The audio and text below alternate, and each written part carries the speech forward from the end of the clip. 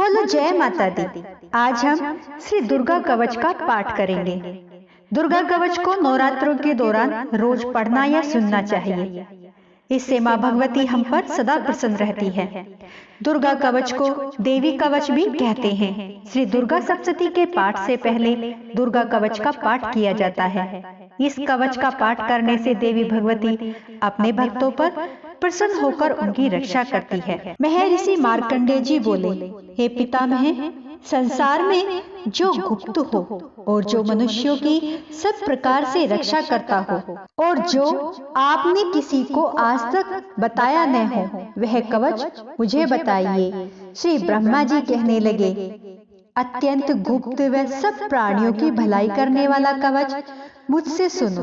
प्रथम शैलपुत्री, दूसरी ब्रह्मचारिणी, तीसरी चंद्र घंटा, चौथी कूष्मांडा, पांचवी स्कंद माता, छठी कात्यायनी, सातवीं कालरात्रि, आठवीं महागौरी तथा नववीं सिद्धिदात्री। यह देवी की 9 मूर्तियां हैं। यह नव दुर्गा कहलाती है। आग में जलता हुआ, रण में शत्रु से घिरा हुआ, विषम संकट में फंसा हुआ मनुष्य यदि दुर्गा के नाम का स्मरण करे तो भी उसको कभी भी हानि नहीं होती। रण में उसके लिए कुछ भी आपत्ति नहीं होती और न उसे किसी प्रकार का दुख या डर ही होता है। हे देवी, जिसने श्रद्धा पूर्वक तुम्हारा स्मरण किया है उसकी वृद्धि होती है और जो तुम्हारा चिंतन करते हैं उनकी तुम निसंदेह रक्षा करने वाली हो। चामुंडा प्रेत पर, वाराही भैंसे पर, रौद्री हाथी पर, वैष्णवी गरुड़ पर अपना आसन जमाती है। माहेश्वरी बैल पर, कोमारी मोर पर और हाथ में कमल लिए हुए विष्णु प्रिय लक्ष्मी जी कमल के आसन पर विराजती हैं। बैल पर बैठी हुई ईश्वरी देवी ने श्वेत रूप धारण कर रखा है और सब प्रकार के आभूषणों से विभूषित ब्रह्मानी देवी हंस पर बैठती हैं। और इस प्रकार सब देवियां सब प्रकार के योगों से युक्त और अनेक प्रकार के रत्न धारण किए हुए हैं। भक्तों की रक्षा के लिए संपूर्ण देवियां रथ में बैठी तथा क्रोध में भरी हुई दिखाई देती हैं तथा चक्र, गदा, शक्ति, हल और मूषल, खेटक और तोमर, परशु या पास, भाला और शत्रु एवं उत्तम सारंग आदि शस्त्रों द्वारा दैत्यों का नाश के लिए और भक्तों की रक्षा करने के लिए और देवताओं के कल्याण के लिए धारण किए हैं। हे महारौद्रे, अत्यंत घोर पराक्रम, महान बल और महान उत्साह वाली देवी, तुमको मैं नमस्कार करता हूँ। हे देवी, तुम्हारा दर्शन दुर्लभ है तथा आप शत्रुओं के भय को बढ़ाने वाली हो। हे जगदम्बिके, मेरी रक्षा करो। पूर्व दिशा में ऐन्द्री मेरी रक्षा करे। अग्निकोण में अग्नि शक्ति, दक्षिण दिशा में वाराही देवी तथा नेत्रीय कोण में खड्ग धारिणी देवी मेरी रक्षा करे। पश्चिम दिशा में वारुणी, वायु कोण में मृगवाहिनी, उत्तर दिशा में कोमारी और ईशान कोण में शूलधारिणी मेरी रक्षा करे। ब्रह्मानी ऊपर की ओर से मेरी रक्षा करे और वैष्णवी देवी नीचे की ओर मेरी रक्षा करे। और इसी प्रकार शव पर बैठी चामुंडा देवी 10 दिशाओं से मेरी रक्षा करे। जया देवी आगे, विजया पीछे की ओर, अजीता बाईं ओर, अपराजिता दाहिनी ओर मेरी रक्षा करे। उद्योतिनी देवी शिखा की रक्षा करे तथा उमा मेरे मस्तक पर विराजमान होकर मेरी रक्षा करे। इसी प्रकार ललाट की मालाधारी देवी रक्षा करे और यशस्विनी देवी मेरी बाहों की रक्षा करे। बाहों के मध्य भाग में त्रिनेत्रा नथुनों की यमघंटा देवी रक्षा करे। नेत्रों के मध्य में शंखिनी देवी और द्वारवासिनी देवी कानों की रक्षा करे। कपोलों की कालिका देवी और कानों के मूल भाग की भगवती शांकरी रक्षा करे। सुगंधा नासिका में और चर्चिका ऊपर के होठ में, अमृत कला नीचे के होठ की, सरस्वती देवी जीभ की रक्षा करे। कौमारी देवी दांतों की और चंडिका कंठ प्रदेश की रक्षा करे। चित्रघंटा गले की घंटी की और महामाया तालु की रक्षा करे। कामाक्षी देवी ठोडी की और सर्वमंगला मेरी वाणी की रक्षा करे। भद्रकाली गर्दन की और धनुर्धरी पीठ के मेरुदंड की रक्षा करे। कंठ के भारी बाग की नीलग्रीवा और कंठ की नली की नल कुबरी रक्षा करे। दोनों कंधों की खड़गिनी और वज्रधारिणी मेरी दोनों बाहों की रक्षा करे। दोनों हाथों की दंडनी और उंगलियों की रक्षा करे। अंबिका देवी करे। शूलेश्वरी देवी संपूर्ण नखों की रक्षा करे।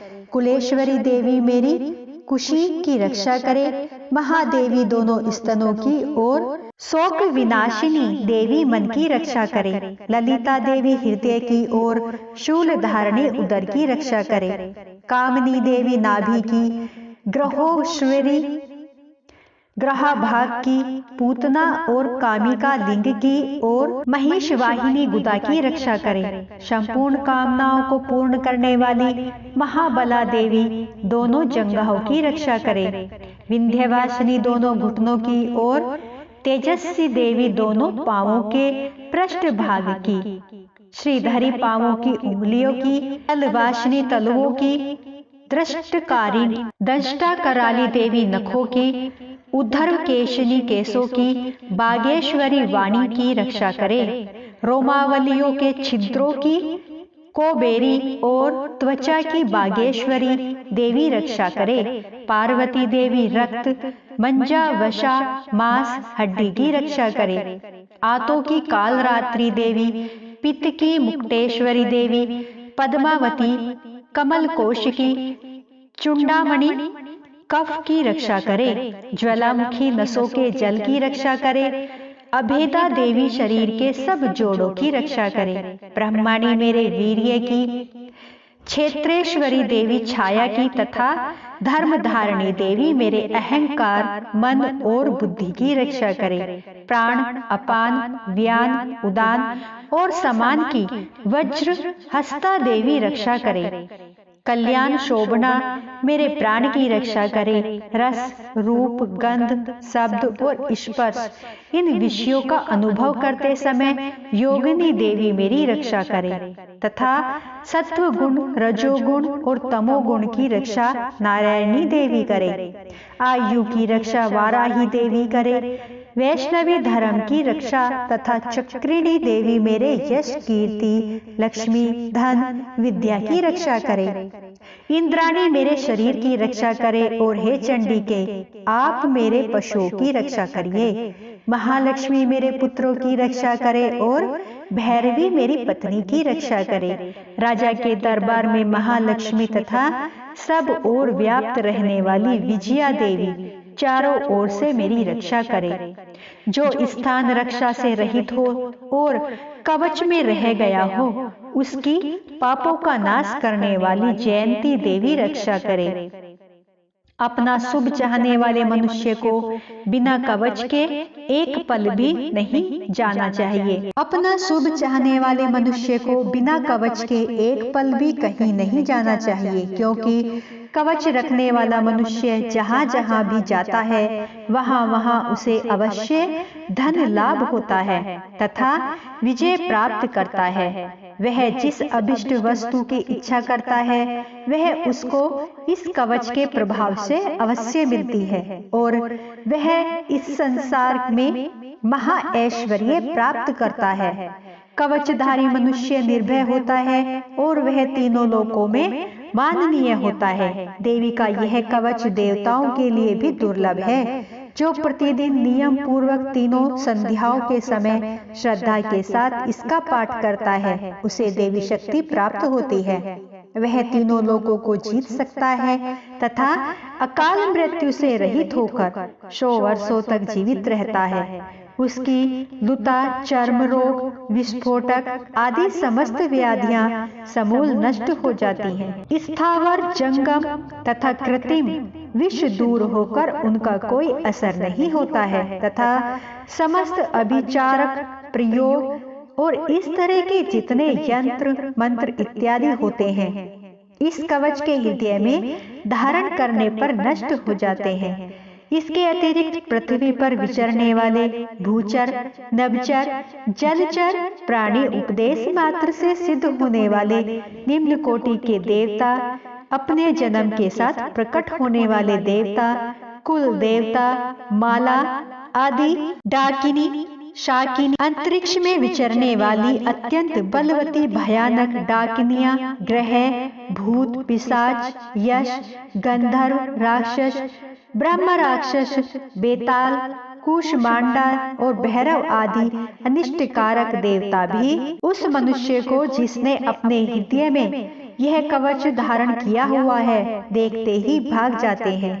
इस कवच के धारण करने से मन और तेज बढ़ता है। जो मनुष्य इस कवच का पाठ करके उसके पश्चात सप्तशती चंडिका का पाठ करता है उसका यश जगत में विख्यात होता है और जब तक वन, पर्वत और कानना आदि इस भूमंडल पर हैं तब तक यहाँ पुत्र, पौत्र आदि संतान परंपरा बनी रहती है। फिर देहांत होने के बाद ऐसा मनुष्य परम पद को प्राप्त होता है जो देवताओं के लिए भी दुर्लभ है और अंत में सुंदर रूप को धारण करके भगवान शंकर के साथ आनंद करता हुआ परम मोक्ष को प्राप्त होता है। श्री दुर्गा कवच यहाँ समाप्त होता है। तो बोलो जय माता दी।